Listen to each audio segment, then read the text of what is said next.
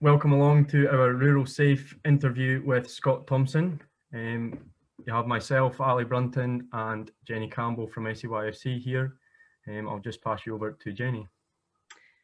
Hi there, Scott. Can you tell our viewers how many young farmers clubs does the Border Federation District have in Scotland, and who are they?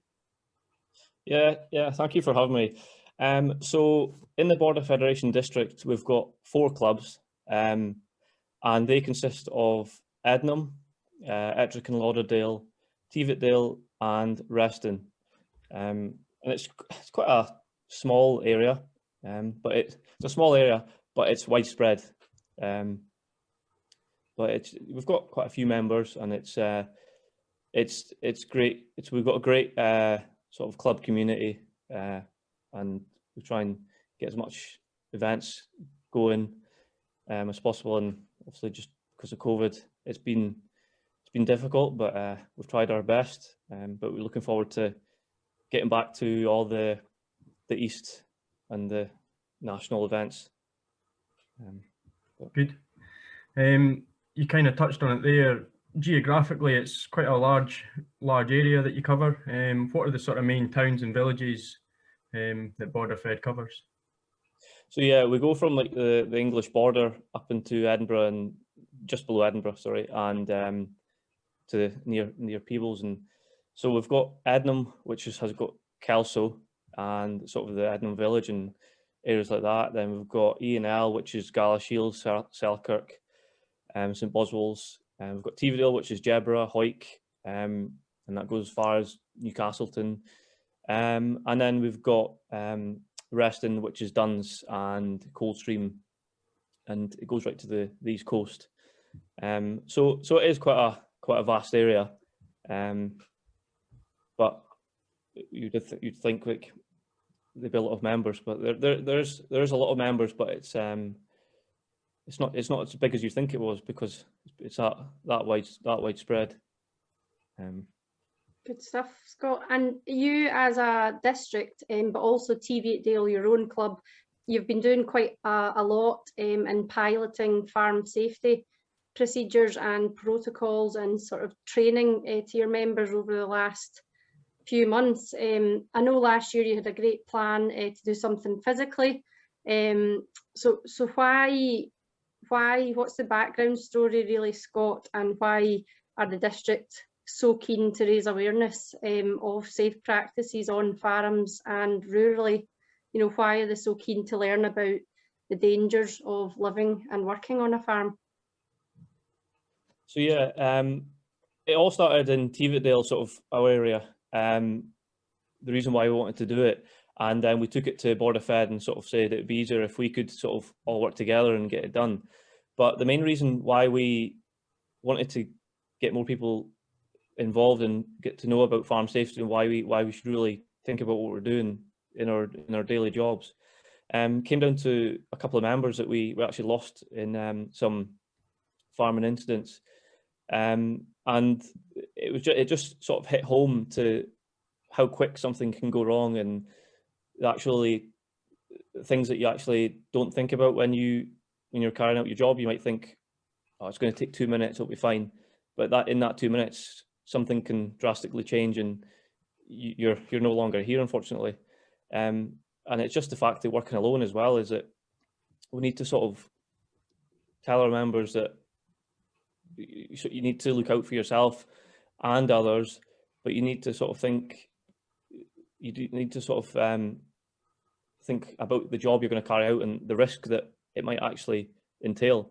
And you just take a step back before you actually carry out the job. Sometimes it's not possible, but you want to try and do that. And these incidents have ranged from machinery to the quad bike accidents, and there's been more incidents across Border Fed where some people have been injured or even killed.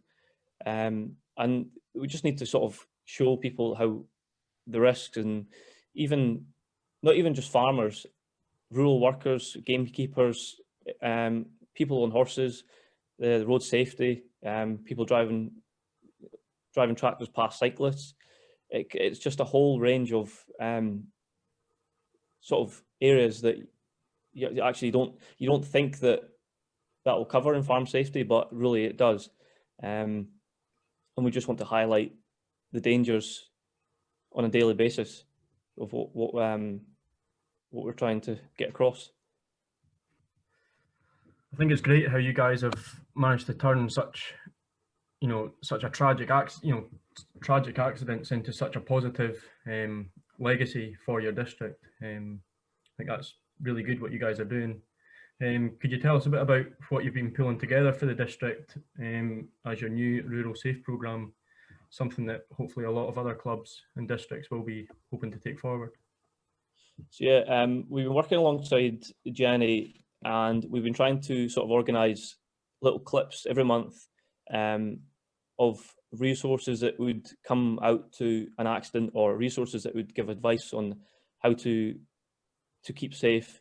And just last month, I'd done a Zoom call with the Tweed Valley Mountain Rescue Team, and I got information on the job they carry out, what incidents they've attended, any farming accidents that they've come across, and like I said previously, it is more targeted towards farm safety, but it is more about rural work as well. As we've got walkers coming into into the fields and everything, and you've got cattle, like that's part of it, as you want to make the public aware of the dangers of livestock, and even just people on a jolly ride on their bike or something like that, that you need to think about the actual the terrain and where you're going to be.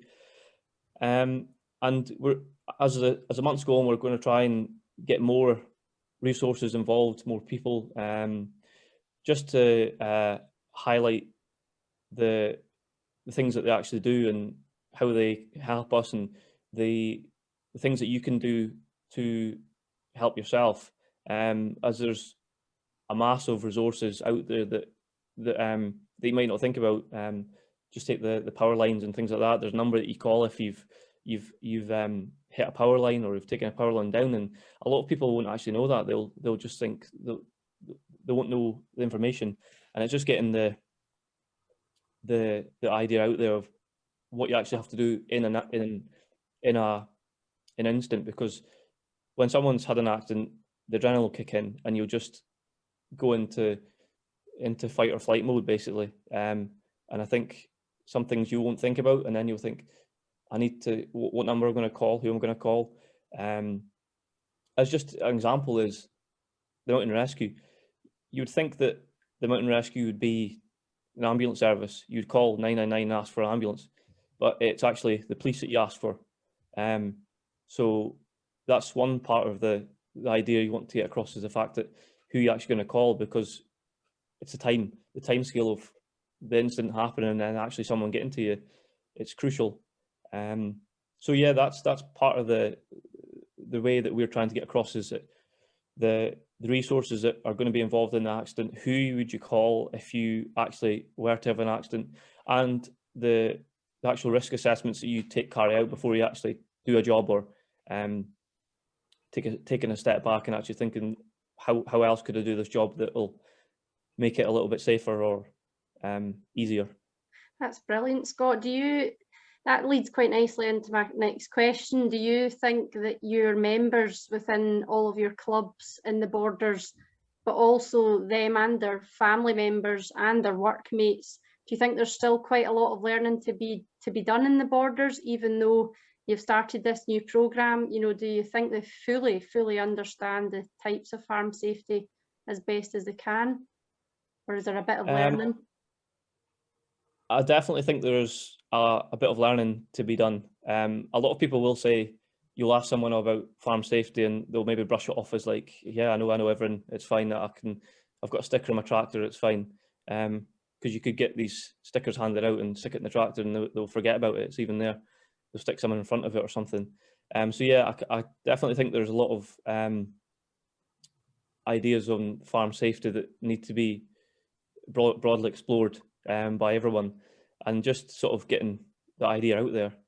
But yeah, and it's just sort of making people aware, because they will think that it won't happen to them. That's usual. If you ever speak to someone, oh, well, it won't happen to me. I do everything to the book. But to be honest, when you're alone, you'll sometimes maybe try and do something a little bit out there, a little bit sort of Cut the corners. Yeah, basically that's cutting corners and sort of thinking, oh well, if I do this, I'll get the job done quicker, and it'll make it easier. But that's the way that you sort of need to step back and actually think that actually that's not the way it should be done. I should be doing it this way. And there is a bit of you will probably think about your mates, and if you tell your mates, oh, I stood back and I've done a risk assessment, like there is probably a part of like, well, I don't want to actually tell my mates I've done that, but you need to sort of get across like that's the way it should be done. Break that stigma down.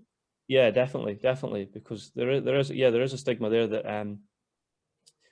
that if you're actually going by the book, you're a goody two shoes, if that's the right word. But really, you need to be that. You need to just anything that you could get hit by a cow, but you need to sort of think about where your escape routes are, because the time it takes you to get out the pen or something, or you need to have an access route in and out. But yeah, definitely, I think there is a number of people that probably could get the benefit out of, yeah. I think what you've touched on there, it's so common, and we've all done it. It's when you're in a rush, you're trying to get a job finished, or you're middle of harvest, or busy time of year, you're stressed. It's when you cut corners and you try and take shortcuts, and that's when it only takes one mistake, and it can be fatal. Moving on, next month you've got an interview with the Scottish Partnership Against Rural Crime, which is a sort of a segment within Police Scotland. What main things are you looking to discuss with Alan Drawn, who's the head of the department, and what crime prevention would you like to see more of in Borders? I think it would probably be more towards quad bikes getting stolen, and maybe across to the way of trackers, and more sort of want more police, the